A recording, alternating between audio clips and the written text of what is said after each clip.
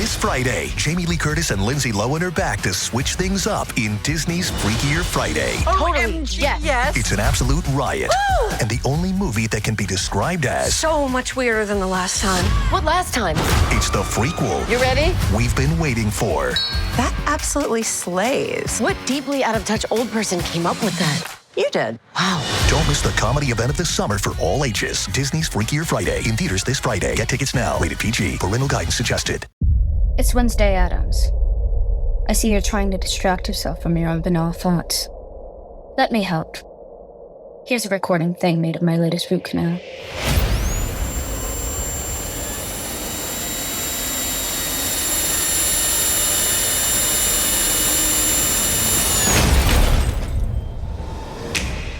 Wednesday Season 2 is now playing, only on Netflix.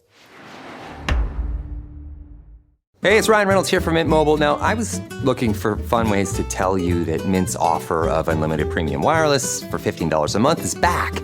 So I thought it would be fun if we made $15 bills. But it turns out that's very illegal. So there goes my big idea for the commercial. Give it a try at mintmobile.com/switch. Upfront payment of $45 for 3-month plan equivalent to $15 per month required. New customer offer for first 3 months only. Speed slow after 35 gigabytes if network's busy. Taxes and fees extra. See mintmobile.com. Pie in the Sky Media. This series contains adult language and descriptions of graphic violence throughout. Listener discretion is advised. This was planned for months and months and months. And the steps they took not to get caught were elaborate and sophisticated and pretty friggin' smart. But it's like 95% genius, 5% dipshittery. Welcome back to Criminal Mischief with Carolyn and Brandon. You're listening to episode 123, part 2 of Wanton Cruelty. Now, if you haven't already listened to part 1 of Wanton Cruelty, go back to episode 122 in our Criminal Mischief feed or on our YouTube channel. But let's do a quick recap. 3 men abducted Michael, the owner of a successful pot dispensary, and his roommate Mary. They were forced into a van where they tortured Michael as they drove out into the desert. Along the way, the masked men demanded $1 million. Believing Michael had buried that amount in the desert. When Michael couldn't produce the cash, one of the men severed his penis with a zip tie. He was rescued after Mary made an incredible sprint back to the main road in time to flag down a passing car. At first, investigators thought this was a home invasion gone horribly wrong, that maybe because Michael was a successful medical marijuana businessman, he had possibly wronged someone. But it was during a neighborhood canvass that investigators caught their first break. There's neighbors on the other side of the alley, and they knock on one of those doors, and a woman answers the door who said, I did see something strange. I saw these boys with hard hats that appeared to be too new. She's like, it didn't look right to me, and it was a white truck, and it had a dent on it, and they're like, please tell us you can give us some additional description. And she's like, well, I wrote the license plate down. Will that help? This was one of those breaks that, an investigation like this, I don't think we ever would have figured this out if it hadn't been for that. That's Matt Murphy, former Orange County prosecutor and the author of The Book of Murder, a prosecutor's journey through love and death. The license plate, when we ran it, it came back to a guy named Kyle Handley, and his license plate came right back to his house in Fountain Valley, California. When they approached Kyle about the home invasion in Newport Beach, his response was to immediately ask for a lawyer. A search of Kyle's home revealed an attic that had been outfitted to grow marijuana. The house was clearly being used as a grow house. So now we've got our first connection to the marijuana world. And his truck? They served a search warrant on it, and the first thing they do when they open the truck is they smell the overpowering odor of bleach. They recovered a blue nitrile glove in the truck, and zip ties were found in a plastic bag in the backyard, which appeared to be consistent with the ones used to tie up Michael and Mary. So we submitted the zip tie found on the trash bag for genetic testing, And we submitted this nitrile glove found in his truck for genetic testing. Okay, you said 95% strategic thinking, 5% just idiocy. Why would they do this and him not clean out his truck?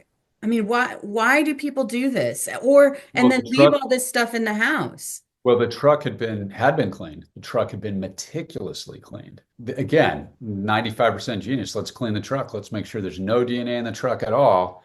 But then the gloves that they used to clean the truck, they left the gloves in the truck. So it's like 95% really smart, good idea. Let's clean up the truck just in case. And then they just kind of do this at the end of the thing, like pulling the gloves off and leave them there. Investigators went back to Michael and asked him if he knew a Kyle Handley. And he's like, yes, I do. Kyle had been a grower that Michael had purchased marijuana product from before. Michael had met Kyle about 9 to 10 months before, and his business had had such a good year, he invited Kyle to celebrate in Las Vegas, along with some other growers. Kyle's connection to Michael and his truck and the other evidence they seized was enough for an arrest warrant, and the items seized would be sent to the lab, which would take a few weeks. But DNA finally came back on those gloves that were found in his truck. Lo and behold, we get a hit on the nitrile glove to a guy named Hussein Nairi. The hot question at that moment was, where is Hussein Nairi? And we learned very quickly that he has fled back to his native country of Iran. So our mastermind, or who appears to be our mastermind, is in the one country in the world that will literally never extradite one of their citizens to the United States. And the zip ties came back connected to an unknown male who was a different profile from Kyle or Nairi. They believe the contributor of that DNA profile was the third suspect. Investigators dug into Hussein Nairi's background. He lived in Newport Beach and had gone to high school with Kyle Handley. They had learned that Nairi had moved to California with his mom and brother from Iran, and descriptions of him included that he was well-spoken, intelligent, but reserved. After high school, Nairi joined the Marines, where he had a reputation of bristling against authority. 7 years before the kidnapping, Nairi was under the influence when he rolled his car, and his friend, who was with him, died. He was charged with vehicular manslaughter, but after he made bail, he fled to Iran. A year later, he snuck back into the United States, where he was later arrested on that outstanding warrant. But he would serve minimal time after pleading guilty and received a suspended sentence with time served and 5 years probation for that vehicular manslaughter charge. He had a manslaughter conviction out of Central California. So he's committed a homicide in the past. And we also see that he's been the subject of more than one domestic violence investigation in the city of Irvine, which is right next to Newport. So we've got Kyle in custody. We've got unknown male DNA in the zip tie, and we've got a guy who looks like the heavy in a country where we're never going to be able to get him. Another blow was that Kyle wasn't talking. He's staring that down by himself, right? He is. And Kyle, as they say, as detectives would say, the term has held his mud. He refused to speak, which is his constitutional right to do. He had no interest in, in cooperating at all. We were hoping that he would give everybody up, but he didn't. But the problem is, that means and he had a great lawyer, fantastic defense lawyer, who knows that in his client's best interest, he should have ratted everybody out and explain everything that happened, but he didn't. He refused to do that. But investigators got another lucky break. The name Hussein Nairi was found in an SUV that had been involved in a high-speed chase in Newport Beach. Ultimately, the driver bailed from the SUV on Balboa Island and swam out of sight. The driver got away. They didn't know who it was, but this name Hussein Nairi was in there. That Chevy Tahoe was still an impound. They go in and they search the Tahoe, and they find a bunch of surveillance, these mini little surveillance cameras inside the Tahoe. And as soon as they plugged those in and looked at the data on the cameras, it was Michael's house was the first image that appeared. So now we know that Nairi is putting surveillance cameras at Michael's home, watching him. They didn't have Nairi, but the Tahoe represented a lifeline in the investigation because the owner of the SUV was Nairi's wife, Courtney Shagarian. He's been the subject of more than one domestic violence investigation in the city of Irvine, which is right next to Newport, involving his wife, who is a law student named Courtney Shagarian. So now the house of cards begins to fall apart a little bit. After the high-speed chase, Courtney reported her SUV as having been stolen. Armed with this information, investigators reached out to her under the auspices of the local police, letting her know that her property in the car was available for pickup. What she didn't know was that when she showed up, she was potentially walking into a trap. Because to get her things back, she'd have to sign a form acknowledging that all the possessions that were in that SUV belonged to her, which included electronic devices and GPS tracking equipment. What she didn't realize, even though she was a law student, was that by signing that these things belonged to her meant if she had anything to do with the crimes, she was automatically implicated in a case that could send her to prison for the rest of her life. So she shows up and basically signs a form indicating that she is aware of all the contents and they belong to her, and she's essentially signs a document indicating that she was a full-blown co-conspirator, based on, they had her read it right in front of them. And so that was a checkmate move.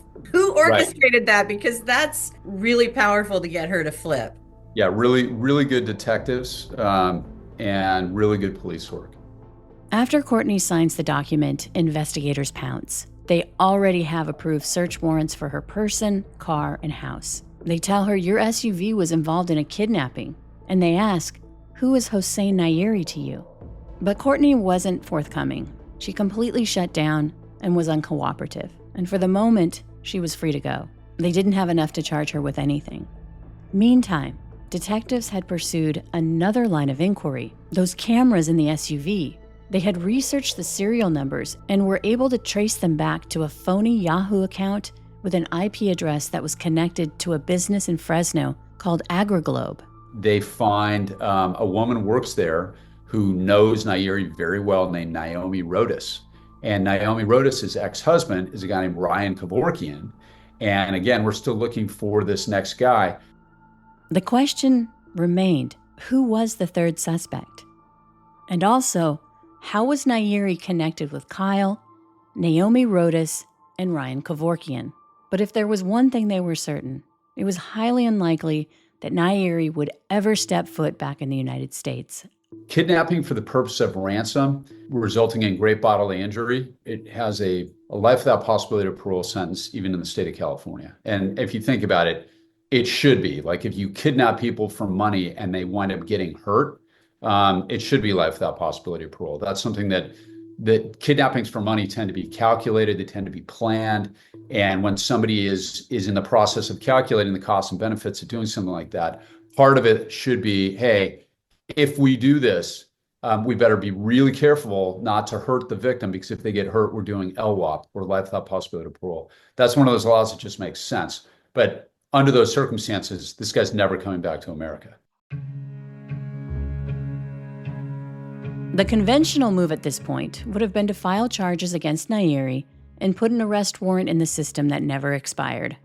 But this is when the lead detective, Ryan Peters, did something unconventional. Ryan Peters he's called the CAP, the Crimes Against Persons Sergeant at Newport PD. And this guy is like Joe Friday, but cooler. He's no nonsense, but he's also a dad. And so he starts looking into this. He sees the record of the domestic violence, and he sees that she's much younger than Nairi. And we get a really good sense of who Nairi is and how violent he can be. And look, he's a smart guy. And Kyle Hanley, on the other hand, is a friggin' stoner burnout, he is not the type who jumps out as the mastermind of a plan like this.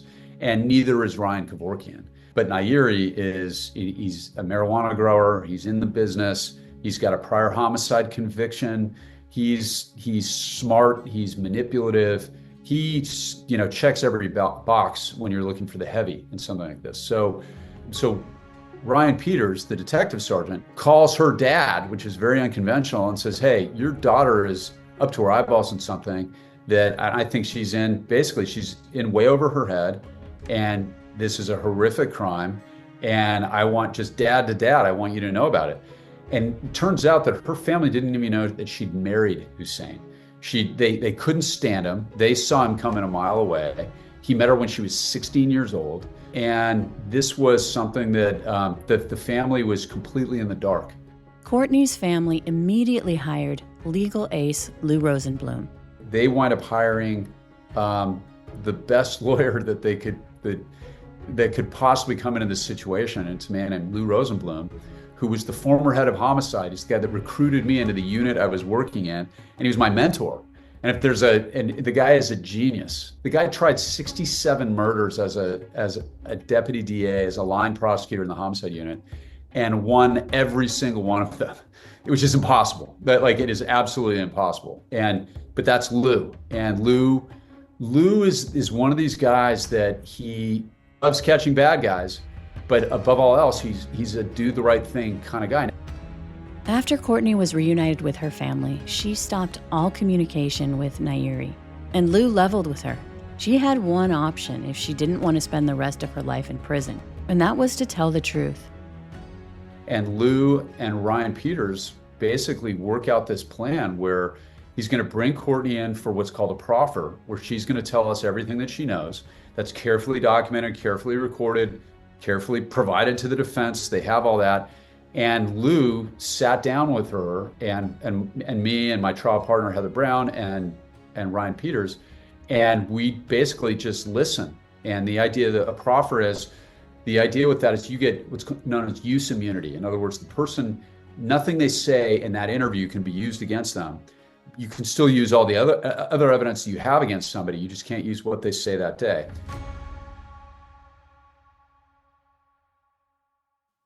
Hey, Criminal Mischief Nation. One great thing about having a big family is that if you're smart, you learn from your mistakes with your older kids. So when my youngest son, who's a tween, looks at my phone, it's so obvious he wants one of his own so desperately. Because a lot of his friends have them, and of course he sees his older teenage siblings with theirs. But I know from experience from my older kids that getting a phone before they're ready isn't always what it's cracked up to be. In fact, 45% of teens say social media makes them feel sad and depressed. I don't want that for my tween, which is why I love Gab, because I could get him a phone without all the risk that comes with unfiltered access. Gab is the leader in safe phones and watches for kids, tweens, and teens, because they don't come equipped with social media apps or an internet browser, but they do have GPS tracking. These devices are built specifically to keep kids safely connected. Gab phones have all the tech features kids actually want, like unlimited talk and text with Gab Messenger that also blocks out high-risk messages and content with nudity before ever reaching your child's phone in the first place.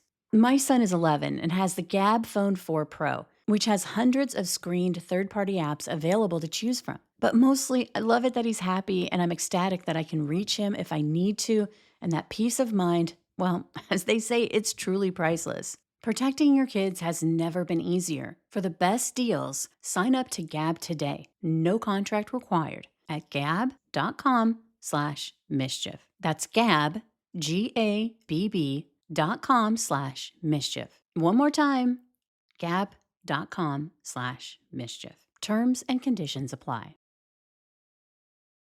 They say to only bring what you can carry. So with the all-new 2025 Ford Expedition Tremor, bring a lot. Like 3 dirt bikes, a few tents, an entire crew ready to make memories. A panoramic 24-inch display, and the confidence to push your limits. The all-new 2025 Ford Expedition Tremor. Always consult the owner's manual before off-road driving. Know your terrain and trail difficulty and use appropriate safety gear. Max payload varies based on accessories and vehicle configuration. See label on door jamb for carrying capacity of a specific vehicle. Always properly secure cargo. The #1 selling product of its kind with over 20 years of research and innovation. Botox Cosmetic, out of botulinum toxin A, is a prescription medicine used to temporarily make moderate to severe frown lines, crow's feet, and forehead lines look better in adults. Effects of Botox Cosmetic may spread hours to weeks after injection, causing serious symptoms. Alert your doctor right away as difficulty swallowing, speaking, breathing, eye problems, or muscle weakness may be a sign of a life-threatening condition. Patients with these conditions before injection are at highest risk. Don't receive Botox Cosmetic if you have a skin infection. Side effects may include allergic reactions, injection site pain, headache, eyebrow and eyelid drooping, and eyelid swelling. Allergic reactions can include rash, welts, asthma symptoms, and dizziness. Tell your doctor about medical history, muscle or nerve conditions including ALS or Lou Gehrig's disease, myasthenia gravis, or Lambert-Eaton syndrome, and medications, including botulinum toxins, as these may increase the risk of serious side effects. For full safety information, visit BotoxCosmetic.com or call 877-351-0300. See for yourself at BotoxCosmetic.com. Heather is a nurse practitioner from United Healthcare. We meet patients wherever they live. During a house call, she found Jack had an issue. Jack's blood pressure was dangerously high. It was 217 over 110. So they got Jack to the hospital and got him the help he needed. He had had a stent placed in his heart, preventing a massive heart attack. If it wasn't for my guardian angel, I wouldn't be here. Hear more stories like Jack's at UnitedHealthcare.com. Benefits, features, and/or devices vary by plan, area limitation, and exclusions apply. It's back to school season, and Clorox is donating 2 million disinfecting wipes to classrooms across America. Because back to school means things can get a little bit messy. Just ask second grade teacher Mr. Torres. Put me and just one Clorox wipe on a team, we can take on crayon smudges, sticky fingerprints on every surface, sneezes on the door handle, juice box explosion by the sink, snack crumbs, and don't even get me started on the bathroom passes. Clorox disinfecting wipes, teacher's #1 wipe. Think about it. Bathroom passes. Clean feels good. Based on unit sales data. 48 hours after Detective Peters made that unconventional call to Courtney's dad, she was sitting down at the Newport Beach police station with her attorney Lou, and what she would say would blow the case wide open.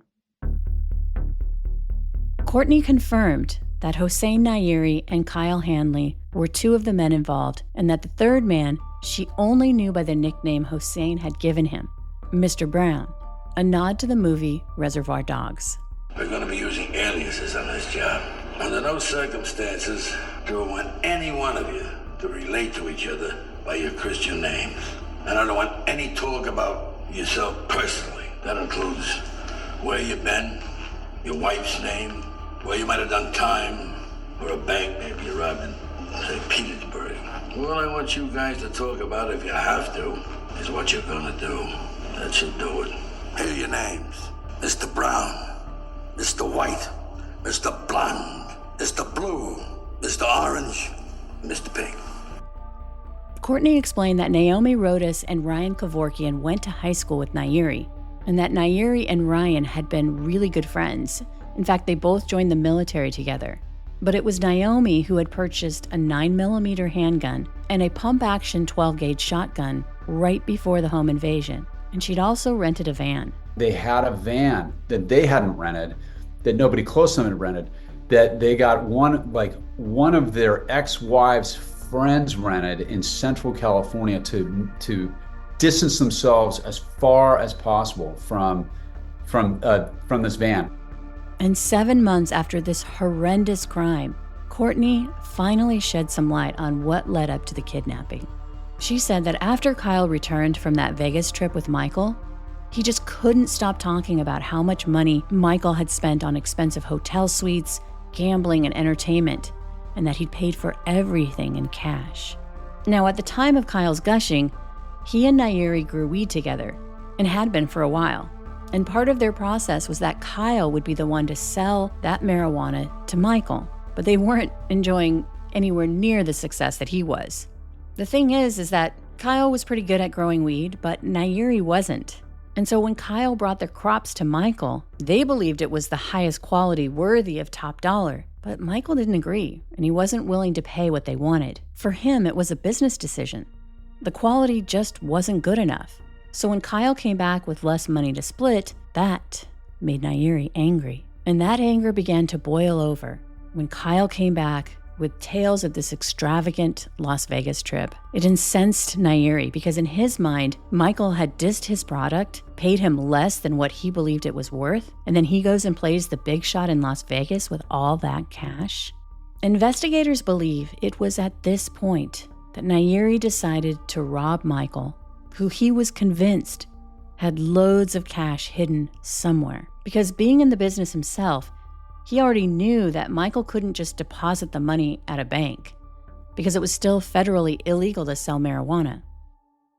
Nairi, Kyle, and Ryan decide they are going to watch his every move. They place surveillance cameras on his home and his parents too. They also stick a GPS tracker on his car. This 24-hour surveillance goes on for months. Nairi at the helm of this crew.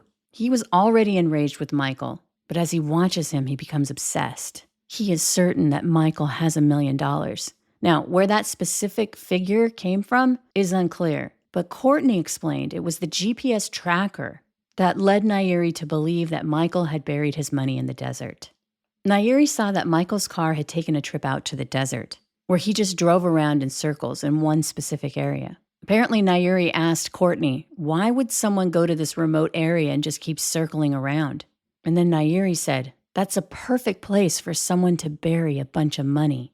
This idea gained momentum because Nairi knew that a few weeks before, Michael had taken another trip to the desert. What Nairi didn't know was that coincidentally, Michael's friend pitched a business venture which involved the possibility of mining minerals in the desert. But to a now manic Nairi, this was all the proof he needed that $1 million was buried in the desert, and he had the GPS coordinates, and it was his for the taking. After Courtney's proffer, detectives began surveilling Ryan Kevorkian.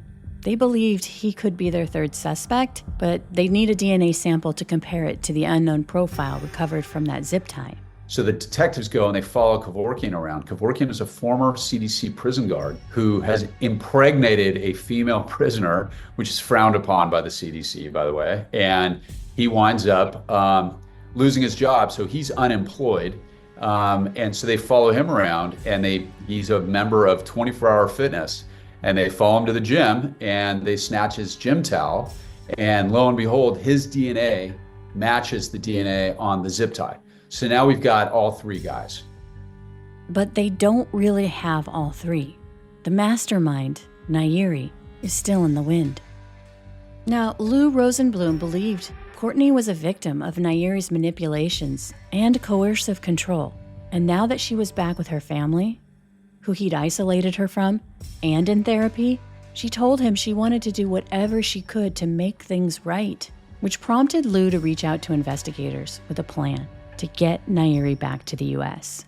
Catch a really bad guy by luring him out of Iran, and at the same time saving the life of a young woman who is a victim. In Lou's eyes, she was a victim of Hussein Nairi, and she was certainly a victim of domestic violence by him. You know, our thinking really was kind of, I was anything but sympathetic towards her at the beginning. And, you know, with Lou, and so we essentially gave her the opportunity to help the investigation by luring Nairi out of Iran. And because she was a law student at the time, she was coming up on the bar exam, and she'd spoken with Nairi's sister about going to Spain after the bar, and that was before any of this happened. So Lou and Ryan sent her up to his uncle's funeral to kind of, you know, reestablish herself with his family. And I never thought this would work. I never thought that she, you know, there's a famous scene in the movie Heat when Ashley Judd comes out when Val Kilmer, after committing the bank robbery, you know, it's an ambush, and her house is full of police officers, and she just does one little like movement with her on finger. the balcony. Yeah, on the balcony, and he sees that and keeps driving. The plan was set. Courtney would meet up with Nairi in Spain, and she also promised to bring him $20,000 in cash and a new cell phone. This took the better part of a year to of phone calls in Iran, and she's got to take the bar, and this took so much time. Meanwhile, Lou and her family have her in therapy, and the idea is redeem her, give her a second chance, and catch this bad guy. I've never been involved in anything quite like this. In fact, I've never been involved in anything remotely like this. So again, conventional movie. Do you think that you were involved in it because of your respect for Lou? Like you were willing to extend, like you said, you really didn't like her at first because you thought she was probably involved in it, right? Only reason that woman, Courtney Shigerian, is free today is because of her lawyer. He got us all to rethink this. I mean, Ryan Peters too, and her father, but her lawyer's the one guy that everybody universally respected, who's going to come in and say, absolutely, what she did was bad, but here's how he treated her, and here's the cycle of violence that she was involved in, and here's how manipulative he is. And I mean, we went from not being fans to, really kind of seeing it in that light. Everything was planned for this meetup in Spain, but there was a pretty big hiccup. Perfect. We'll fly him into Spain, and Spain will cooperate. And I got a real education on that. Like, the UK is terrible for extradition, kind of counterintuitive. And turns out they've got a bunch of our child molesters that are living freely in the UK. Don't know what you're thinking over there if anybody's watching, but there are dozens of sex offenders who fled to the United Kingdom for whatever reason, and they won't extradite. France won't extradite, or they're very difficult with extradition. Turns out the former Soviet bloc, all those countries like Estonia and Poland, the Czech Republic, they will extradite. They love America. They admire our legal system, believe it or not, and they trust our system to be fair. Compared to what they had in the former Soviet bloc, they kind of get it. The tickets booked had a layover in the Czech Republic. When Nairi landed in Prague, he was immediately arrested. It would take about 6 to 8 months to finally extradite Nairi back to the United States. This was roughly a year and a half since the home invasion and torture. But the case against Nairi was strong, and now that he was in custody, it seemed like all of their hard work was starting to pay off. Until 3 weeks before the trial, they got the news that 37-year-old Hossein Nairi had escaped from jail with 2 other inmates. Investigators had spent a year and a half hunting Nairi, and now they were fearful that he was coming after them. I get the call that Nairi, they've done a prisoner count, and he is missing. And he has escaped from the Orange County Jail. And he left my photo and Heather Brown, my trial partner, and one of my best friends, our photos were left on his bunk, which was the biggest FU. And I heard a good word the other day, you hear it every once in a while, apoplectic. Describes, like, we go through all this to catch this guy, and the Orange County Jail classified him with what's known as a white band, which means he's least dangerous, least likely to offend. This is a guy with a homicide conviction in his background. It was a manslaughter, but he's got a freaking homicide. And they put him in a dorm with like 40 other guys, and he tunneled through one of the grates. Once you charge someone, the prosecution turns over everything to the defense related to the investigation, which meant Nairi was fully aware of Courtney's role in luring him back to the United States when he escaped. She was terrified that he would come and take his revenge against her. The obvious assumption was that Nairi would flee south to Mexico, but instead he went north. All he needed to do was go south. And there's, in Southern California, especially Orange County, you're about 2 hours away from the Mexican border. Just south of the border, after you enter Tijuana, there is about 15 minutes from the border, there's a full-blown Iranian embassy. And all he needed to do was go south to the embassy. And it's about 2 hours away, and he'd been missing for 18 hours before they even knew it.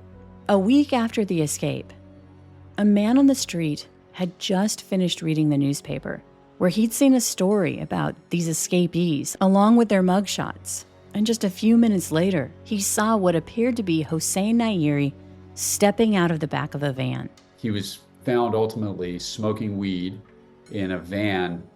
After Nairi's recapture, the prosecution was shocked when his defense released a 15-minute video showcasing his escape from jail in an effort to soften his image to a potential jury pool. And you talk about the arrogance. He smuggled a cell phone into the jail and filmed it. He videoed his own escape. Nairi, using a page from the Escape from Alcatraz playbook, was somehow able to get a hacksaw blade smuggled into the jail. And once again, he became the ringleader of 2 other inmates who were part of the escape plot. I should mention, this was a dormitory with a bunch of other inmates. Imagine rows of stacked bunk beds jam-packed with prisoners in a big open room. And it's pretty unbelievable that no one rats him out as he's sawing through the metal grate by his bunk. A piece large enough for him to shimmy through, and something he can maneuver back into place because the job's going to take some time. Behind the grate, there was a plumbing tunnel and a series of bars which they'd have to saw through. Then, using a ladder made from bed sheets, they climbed out a hatch and onto the roof. They then rappelled 4 stories down to the ground and walked away from the Orange County Jail. The 15-minute montage of the escape was set to the theme song from Mission Impossible. In July 2019, 7 years after the crime, Hossein Nairi would finally stand trial. He would testify in his own defense, proclaiming he was innocent of all charges, that the only reason he had footage of Michael's home was because Kyle had paid him to do legitimate surveillance work on Michael. Nairi was even able to muster tears on the stand multiple times and appeared to be gaining sympathy from some of the jury members. He insisted he was being railroaded by the police and prosecutors. But everything changed when the prosecution had their shot. 2 minutes into Matt's cross-examination, when he established the pecking order and that Nairi wasn't on top, things exploded. I'm asking the questions. No, I don't remember. Look, man, you gotta answer the questions or not. Nairi was walking into Matt's trap. It's exactly what he wanted him to do, was to reveal his true personality, so they could see the real, evil, angry, and narcissistic nature of this man.